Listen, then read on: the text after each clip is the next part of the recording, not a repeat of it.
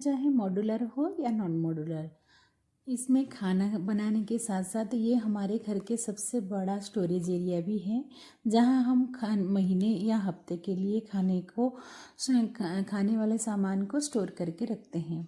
तो इसके लिए हमेशा हमको जगह भी छोटा पड़ जाता है, या फिर हमें ऐसा लगता है कि और भी बड़ा होना चाहिए हमारे किचन। तो मैं रहती हूँ एक गवर्नमेंट प्रोवाइडेड क्वार्टर में, जहाँ के किचन है छोटा। तो आइए हम देख लेते हैं किचन की जो स्टोरेज है उसको कैसे बड़ा बनाया जाएगा और किस तरह रखा जाएगा, जिसके हम द्वारा हमारा जो स्पेस है वो भी बच सकेगा और सामान भी बहुत अच्छे से स्टोर हो जाएगा। तो चलिए फ्रेंड, शुरू करते हैं आज की वीडियो।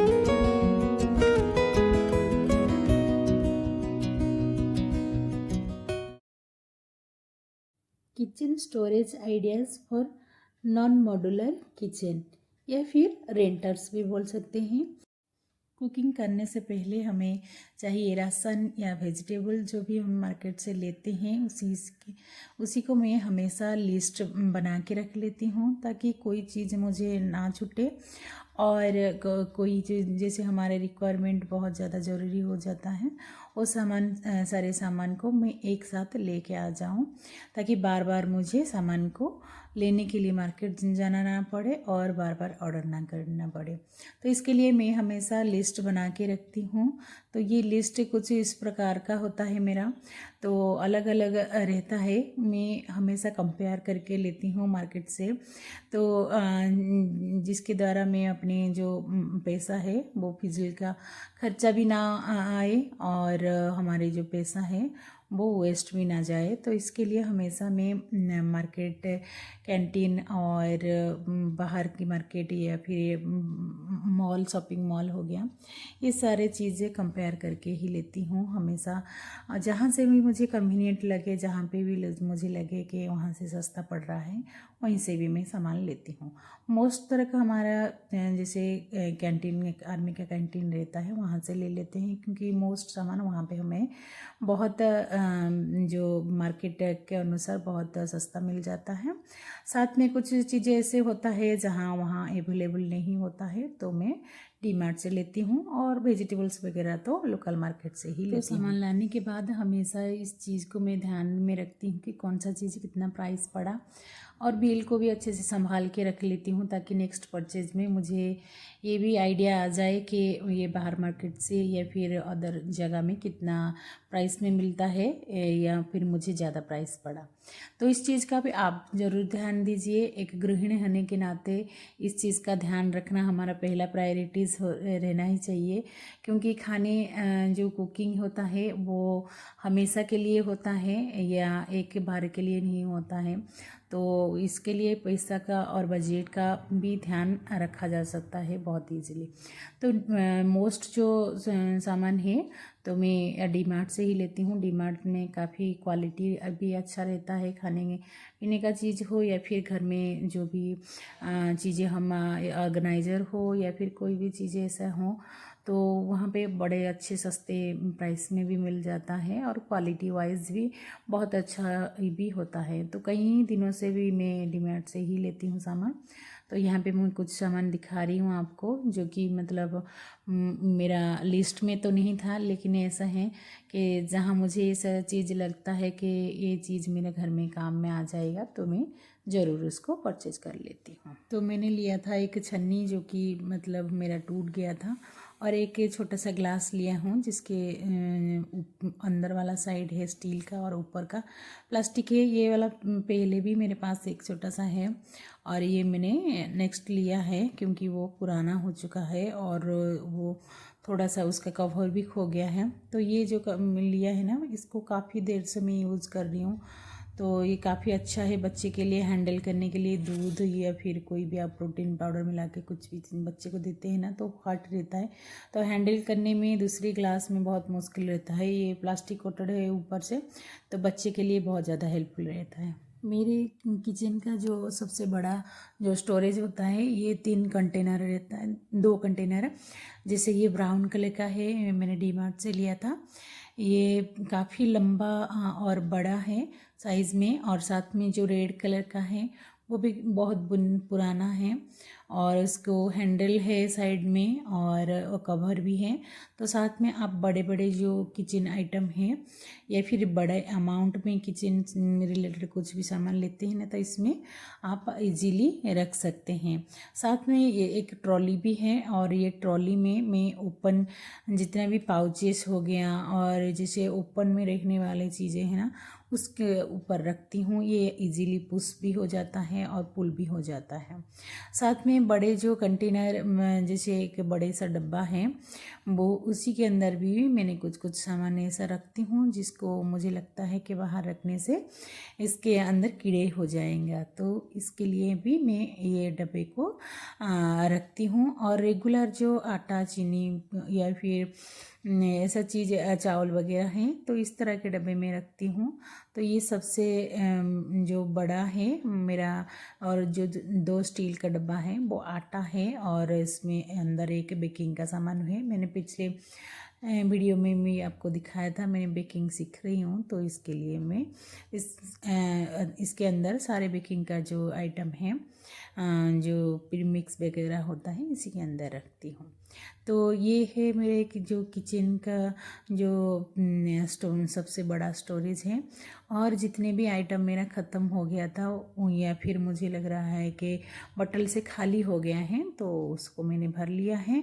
और साथ में जितने ओपन पैकेट रह गया है ना, तो इसको मैं हमेशा एक जो टब रहता है ना, वाटर टब, तो इसके अब तो ज़्यादा रिक्वायरमेंट है नहीं मेरे घर में, तो इसके लिए मैं उसी टब के अंदर सारे चीज़ें को ओपन जो पैकेट हो गया, जितना भी रिक्वायर है भरने के बाद जितना बच गया, उसको मैं रबर में ये इलास्टिक दे के पाउचेस को बंद करके ही रख लेती हूँ। और ताकि मुझे यहीं से ही जब भी ख़त्म हो जाए कंटेनर से, यहाँ से लेके मैं भर सकूँ। और जितना मेरा रिक्वायरमेंट है ख़त्म होने के बाद मैंने कुछ चीज़ें स्प्राउट बनाने के लिए भी यहाँ पे भिगा रही हूँ। हमेशा एयर टाइट कंटेनर ही यूज़ कीजिए, क्योंकि इसमें आप सामान जितने भी दिन तक रखोगे ना, कभी भी ख़राब नहीं होता है। अगर ऐसा लगता है कि आप बहुत दिन तक मतलब इसको यूज़ करना चाहते हैं या फिर आपके घर में इसका रिक्वायरमेंट कम है, आप हमेशा कम क्वांटिटी में लेने की कोशिश कीजिए। और इसके अंदर जो सिलिका जेल का पाउच आता है, उसके अंदर भर डाल के रख लीजिए, तो कोई भी मतलब कीड़ा मकोड़ा रहने का जो चांसेस है वो बहुत कम हो जाता है। जैसे कि मैंने बताया कि मेरा सबसे बड़ा जो स्टोरेज है ये तीनों है। और ये टब है जिसके अंदर मैं हमेशा जो ओपन पैकेट है उसी को रख लेती हूँ, ताकि यहीं से मुझे लेना आसान रहे। तो आप लोग बताना, एक नॉन मॉड्यूलर किचन में आप स्टोरेज का व्यवस्था कैसे रखते हैं और किसके अंदर रखते हैं। आज तक तो मैंने इसी जो प्लास्टिक का बड़े कंटेनर या टब में रखी हूँ, कभी भी मेरा कुछ भी सामान मतलब ख़राब नहीं हुआ है। और हमेशा मैं अपनी जो रिक्वायरमेंट के हिसाब से ही लेती हूँ, बहुत ज़्यादा अमाउंट लेके भरती नहीं हूँ। 1 मंथ या फिर 15 डेज़ के लिए ही मैं लेती हूँ। किचन में सामान रखने के साथ साथ जो रेगुलर आइटम है उसको भी मैं कंटेनर में भर के रखती हूँ, जिसको मैं रेगुलरली यूज़ करती हूँ। और बहुत ईजी होता है, एक ही जगह में जब आप मसाला वगैरह रखते हैं ना, तो आपके डेली में जो यूज आता है उसको एक ही कंटेनर में भर के रखिए। स्पेशली स्पाइसेस जैसे मस्टर्ड सीड्स और कुमिन सीड्स, ये नेचुरली हर किसी सब्जी में ही डाला जाता है। तो स्पाइसेस, हल्दी, मिर्ची, धनिया, ये सब को एक ही कंटेनर में आप स्पाइस बॉक्स में रखें, तो आपके काम भी बहुत आसान हो जाता है। साथ साथ में जितनी भी मेरा कंटेनर खाली होता जाता है, मैं उसको भी साफ करके रख लेती हूँ उसी समय।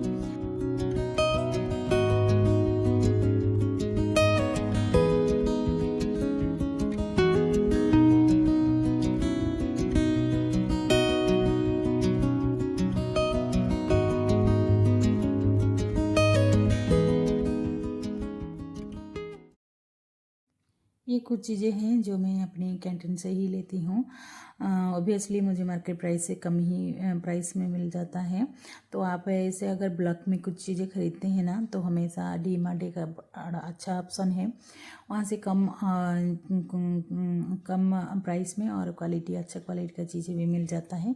चाहे तो आपके अगल बगल में जो भी मॉल वगैरह आपको सस्ता पड़ता है वहाँ से लीजिए, आपका बजट भी हमेशा बैलेंस रहेगा। तो इसको रखने के लिए मैं हमेशा जो वर्टिकल स्पेस के यूज़ करती हूँ। किचन अगर आपका छोटा है तो इस तरह का रैक यूज़ कीजिए, तो काफ़ी ज़्यादा आसान हो जाता है इसी के अंदर सामान रखने के लिए और निकालने के लिए। और साथ में डस्टबिन भी रहता है।